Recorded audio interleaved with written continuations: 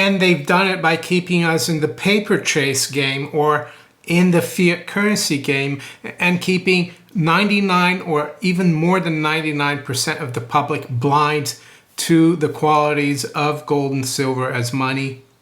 Saturday, June 19th, 2021, Monaco 64, home of alternative economics and contrarian views. Today we're going to look at whether Basel 3 or any other event will ever break the London gold pool, the second London gold pool. And that's what I'm going to talk about today. Many of you might know what the London gold pool was, but many of you might not. I see a lot of comments from viewers or comments on Twitter that the gold manipulation and silver manipulation will never end. Well, I disagree with that. And the major reason I disagree with that is that Mother Nature, the free market, always wins. Governments and bureaucrats, they try, of course, to do things their way, but it never lasts that long. And usually it happens when the people operating the scheme disagree with each other and break ranks. And I think Basel 3 could be that. Or it might be something else. I'm not saying we need to put our hopes on Basel 3. I think the most important thing about having gold and silver, and by that I mean the real gold. This is a 2007 1-ounce Buffalo gold coin. I bought it from the US Mint here from London back in 2007 when they first minted these coins. I think now it's impossible to buy directly from the US Mint from abroad, unfortunately. And even if I was in the States, I think it would be very difficult to get any coins right now. But yes, patience, I think, is the biggest thing. And also, I've always said that having gold and silver is not a get-rich-quick scheme. I've been at this. I've been saving in gold and silver since 2002. And yes, I've been very frustrated a lot of times, this week included, about the moves in the paper market. But there's two things or a few things you need to think about. The most important for me is doing the right thing, is also an intellectual challenge. Yes, because if the world is eventually going to return to sanity, this system we have of fiat currency backed by nothing that we've had since August 15th, 1971 will not last. Yes, maybe that is a silly bet to make with my savings, but I think it will pay off in terms of maintaining the purchasing power of my savings or the wealth that I've been able to accumulate over my working life. The other point I would make is that by holding gold and silver physical, of course, not unallocated, not futures, is a way of withdrawing support of the banking cartel, of big government that we have that has been hijacked, of course, by the central banking, private banking cabal. And that's the other thing I think about during weeks like we've just had in precious metals, when gold has gone from around 1900 to a 1700 handle in a matter of like a week or 10 days. And what else? Well, the other reason I keep gold and silver is that it has proven historically that, or they have proven historically that they maintain purchasing power. I guess silver hasn't done as well as gold, but over time it has. There is a lot of potential, of course, in silver. And the patience is very key here. Very key, I think. Yes, it's hard. I've never been a very patient individual, especially when I was younger. There's some funny stories. I'll tell you one actually. When I was about 4 or 5, my mom took me shopping. She was gonna buy a color television, which was a novelty back in the late 60s. This was in Brazil, and we got to the store, and she was being attended by the gentleman in the store, and she decided to buy the television. She showed me the television. We watched it in color, and then unfortunately the man said to my mother, "We will have to deliver that to you in about 3 or 4 days. We haven't got stock right now." And I threw a tantrum. Apparently, well, I actually remember it, and yeah, I threw a tantrum, and we got the television that day. So I haven't always been patient, and but this has taught me to be patient. And the other thing that's taught me to be patient is playing golf. Golf is a really tough game. I've played to a fairly good standard back in the day in my 20s, and patience was always the most important factor, I think, mentally in golf. And usually when you played a good round of golf, or when you play a good round of golf, it's almost as if there's nothing around you, and you're very patient, and you take one shot at a time. And it's the same thing being a gold and silver stacker or saver. So to show you how patient I've been, because sometimes people might think, oh, I'm just waiting for Basel3 to make money, and that's a mistake as well. You don't make money by holding gold and silver because they're money. You make more fiat currency. But I'm going to show you an article I wrote back in 2007. I used to have a blog called forsoundmoney.com. I was still in the city of London. I used to work for MF Global at that time. It was May 2007 when I wrote this. And I used to forward my articles as well to marketoracle.co.uk. They're still around, and they keep an archive of all the stuff I sent them. And there's an article from May 17th entitled "The London Gold Pool Revisited." So I'm going to go over this article first to show you how long I've been at this, how long I've known about the manipulation, and also to show you how well gold has done for me. And I'm going to take the example of the 2007 Buffalo gold coin, which I bought in 2007. So let's go through the article here.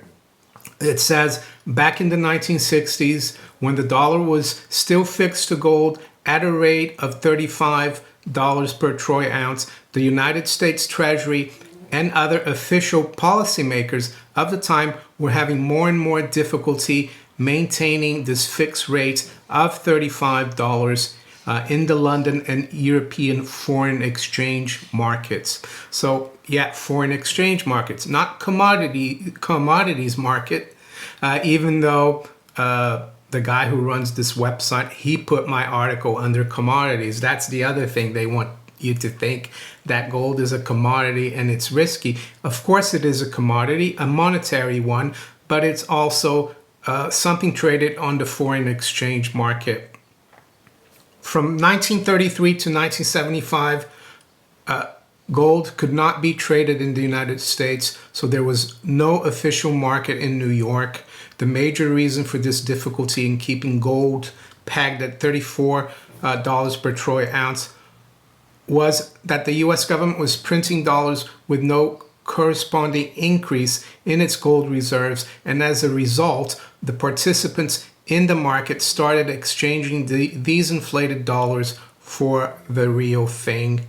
So, sounds familiar?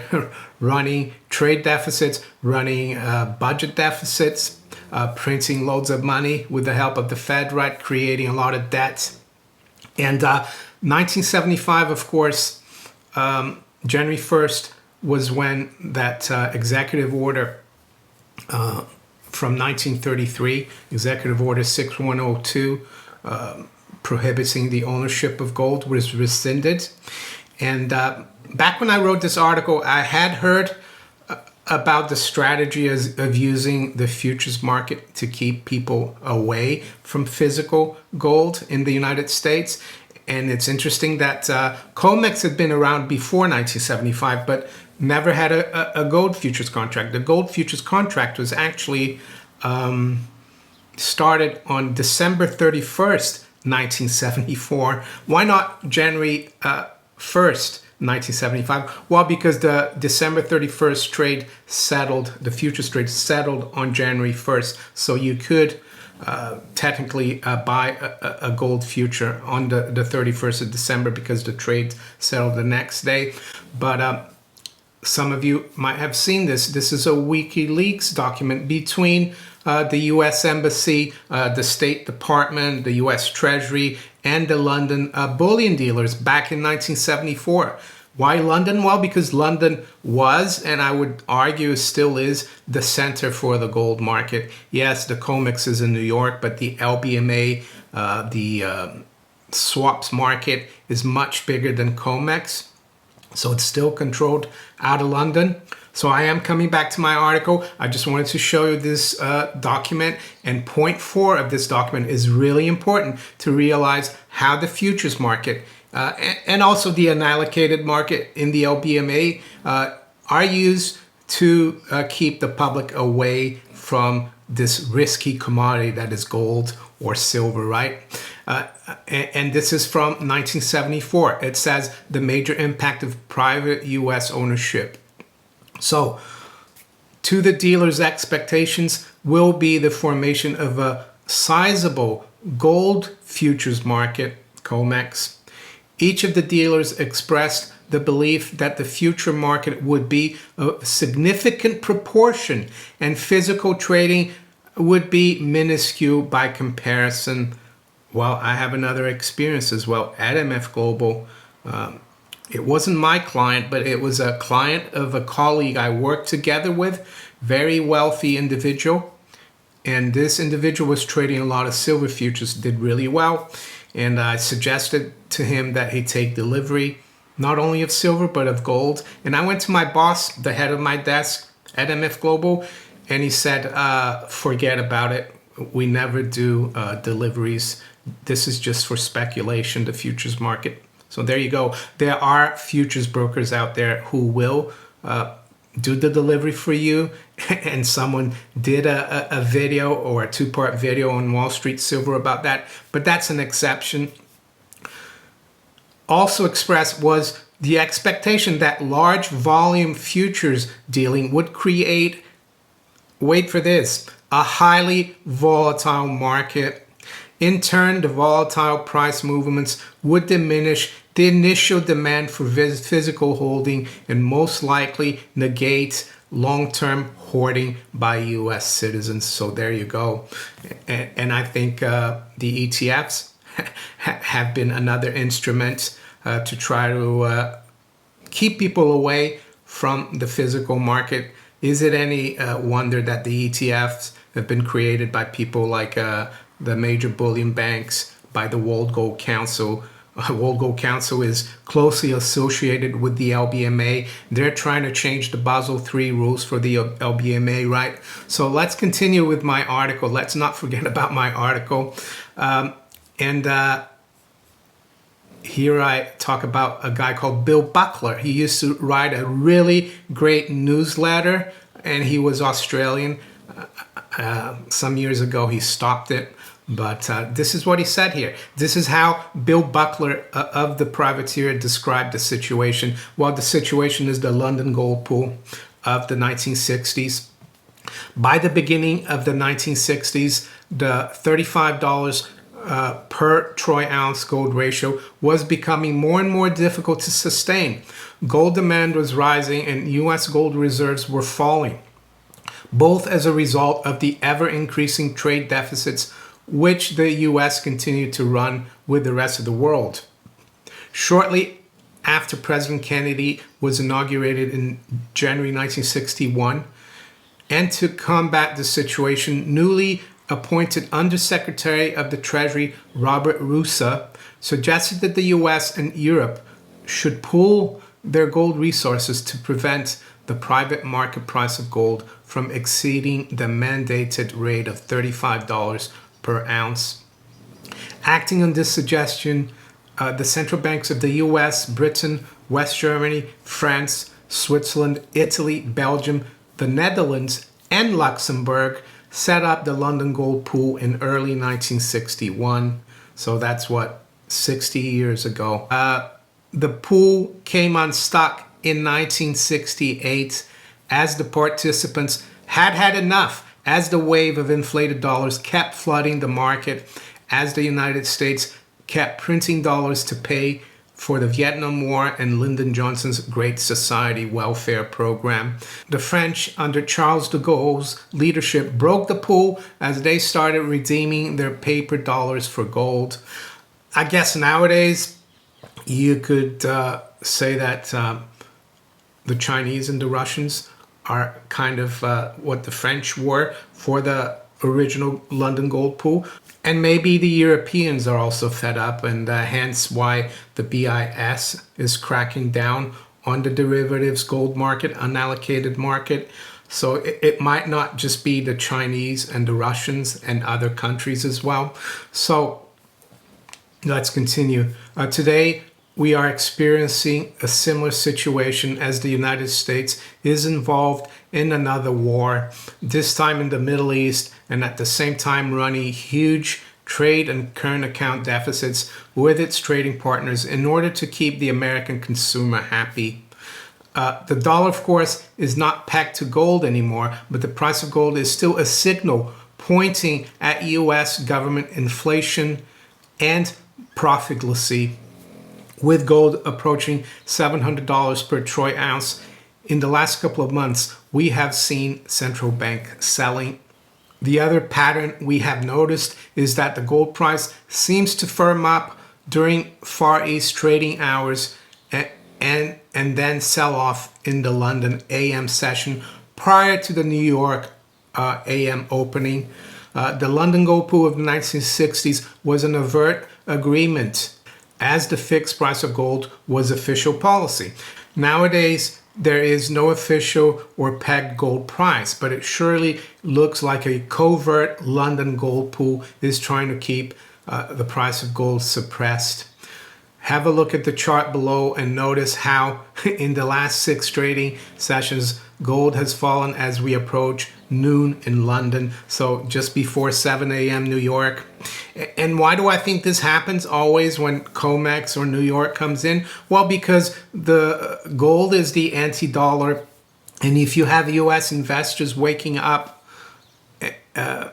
seeing gold always go up, they'll lose confidence in the paper dollar. But if they see that the gold price is under control, it will help their confidence. And London, as I said, is part of this. London comes just before the US comes in, and they make sure that gold is under control. The COMEX also, when the COMEX comes in at 8:20 New York, we see gold also being bashed. It's just a continuation of this.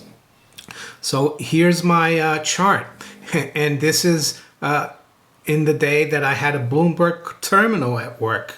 They were expensive Bloomberg terminals, and at MF Global, how it worked, yes, I was employed by them, but it was almost like running my own business. So it cost about $2,000 a month, so that had to be added on to all my costs. And I had to make sure, of course, I did enough business with my clients to pay for all my costs, my salary, and maybe make a profit. But as you can see here, I said, it will be interesting to see the day when the 21st century London gold pool breaks. So this was 2007, over 14 years ago. It was May 17th, as you can see by the chart. So yeah, I've been waiting a long time, but I've been patient because I know the system is not fit for purpose and that it cannot last. Mother Nature always wins in the end. The free market does. So Let's look at the patient side. Has it paid off for me? Well, you be the judge. So I got this coin, the Buffalo 1 ounce coin in 2007. The price of gold was around $665. I'm in the UK, of course, so I've looked at the price of gold on May 17th, which was the day I wrote this article, and it was at 335 troy ounce. I don't remember how much I paid for it. It probably was a bit more. It was probably, 375 with the shipping and everything, and the premium, of course. But it didn't stop me from buying this coin. And why did I buy a 2007 Buffalo gold coin? What was so special about this coin? Well, it was the first time the US minted 999 or pure 24 karat gold coin. All the previous even bullion coins, I think, are 90% gold. Yes, they have an ounce of gold in them, but yeah, they're not as pure. So that's why I bought it. So I had a look at Atkinson's, because I don't think Gold Investment has a Buffalo page. So I'm looking here at Atkinson's bullion. So you see here the spot price is $12.81, the paper price of gold. So look at how much they're asking for the 1 ounce gold coin, the Buffalo, USA Buffalo, 1,423.27. But more importantly, look at what it says here underneath add to basket. Sorry, this item is out of stock. So yeah, I paid under 400 pounds for this coin and it's now 1423. So I would say it has paid off. And yes, if I'd left those 350 or 75 pounds in the bank, I probably would have spent them already. That's the other thing people don't realize. When you buy physical gold and silver, aside from them being really beautiful and nice to handle, it makes you like think twice before you exchange them for fiat to spend them. So that's the other point I would make about holding physical gold and silver. So before I finish, I just wanted to point out that I have a playlist on my YouTube channel entitled Precious Metals Manipulation. I've got 9 videos in there. I've got interviews with Bill Murphy, and it talks all about how they manipulate the markets and the reason why they do it. So some of you might argue, of course, that if they were manipulating and suppressing the price, how come the price of gold has gone from about 330 pounds to about 1420 now? Well, as I said, they can't keep the value of their currencies from dropping.